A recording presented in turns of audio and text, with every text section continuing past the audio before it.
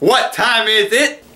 Party time? No. What time is it? Lunchtime? No. Nor is it tea time. It is THC time, everyone. Yay! Yay! Yay!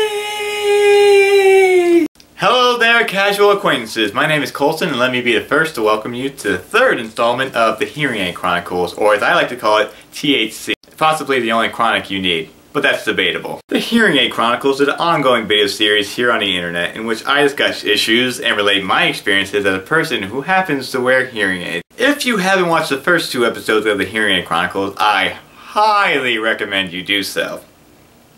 Alright, let's begin. I didn't get hearing aids until I was about 2 years old because my parents noticed that I wasn't following the regular speech patterns of normal hearing kids. When you get hearing aids, they make custom molds to fit specifically to your ear, so it's something a little special just for you. They're called ear molds, but when I was a kid I used to call them ear moles.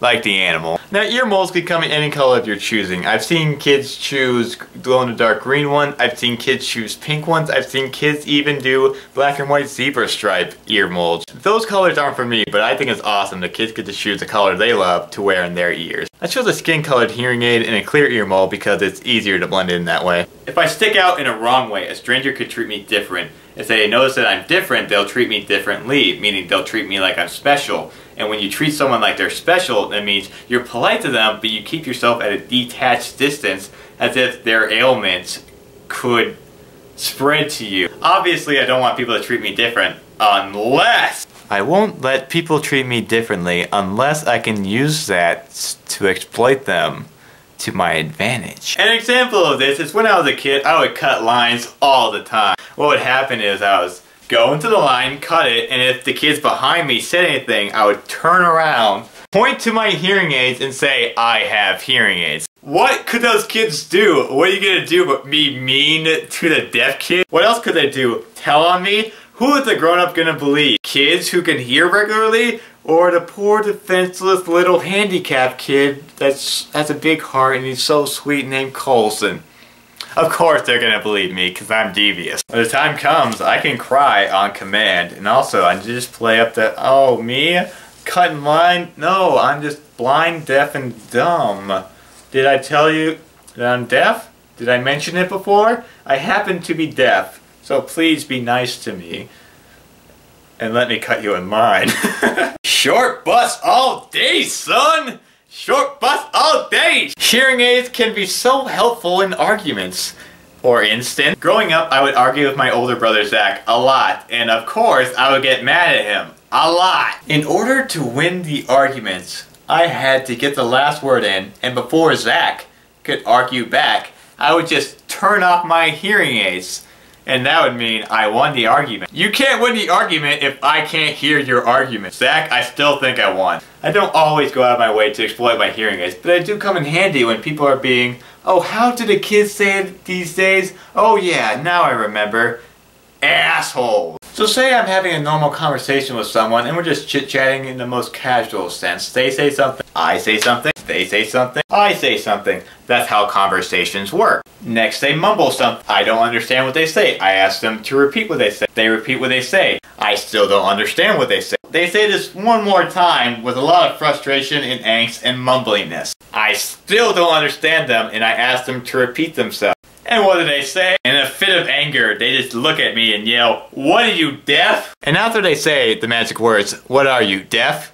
I happen to turn my head, reveal my camouflage hearing aid, and say, "Why yes, I am deaf." The expression on someone's face, I can't describe that well, but the only thing that comes close is the expression of someone who just told an insulting yo mama joke to someone whose mom just died of ovarian cancer. When someone yells, "What are you, deaf?" and you happen to be a deaf person, there's no way I'm gonna let them off the hook. Why would I let them off the hook? You may be thinking to yourself, gee, Colson, that's a little bit harsh. Maybe you should give them some leeway. You know, maybe they didn't know.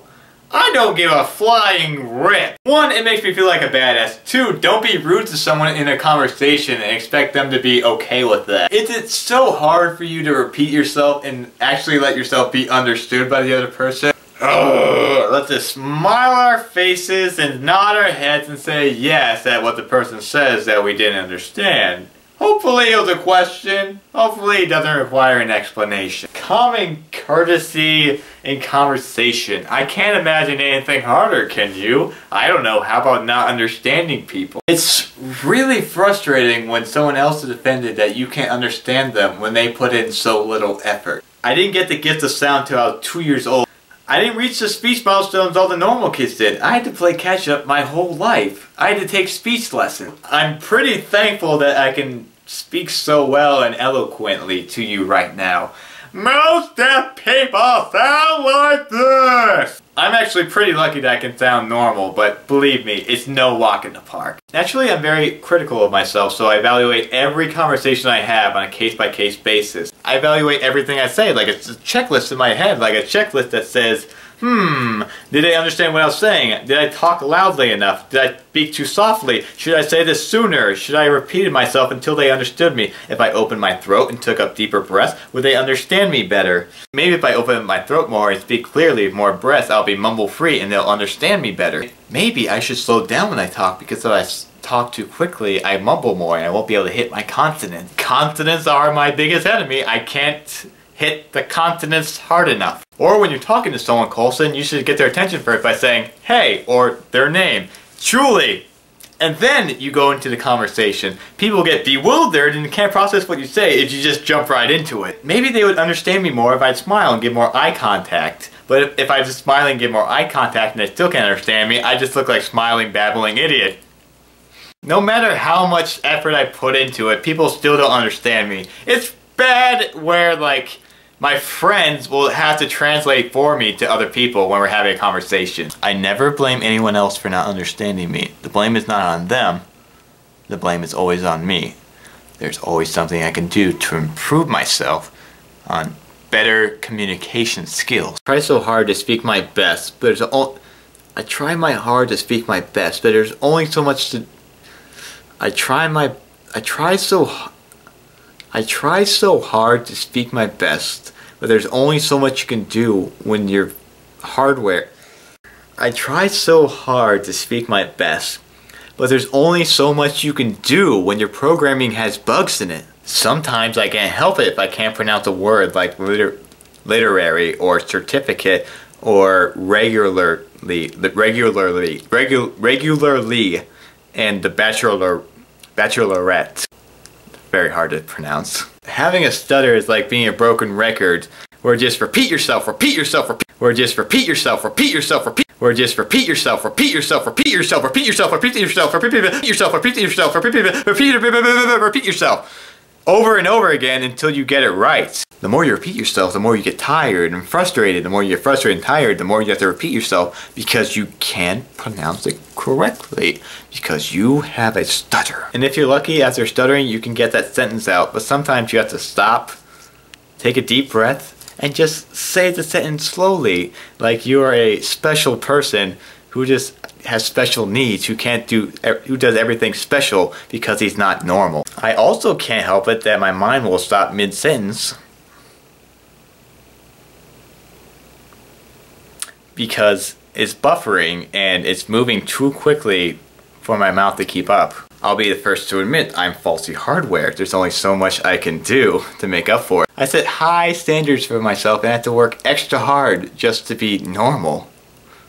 Normal enough to have a normal conversation with a normal human being. But sometimes the conversations aren't normal.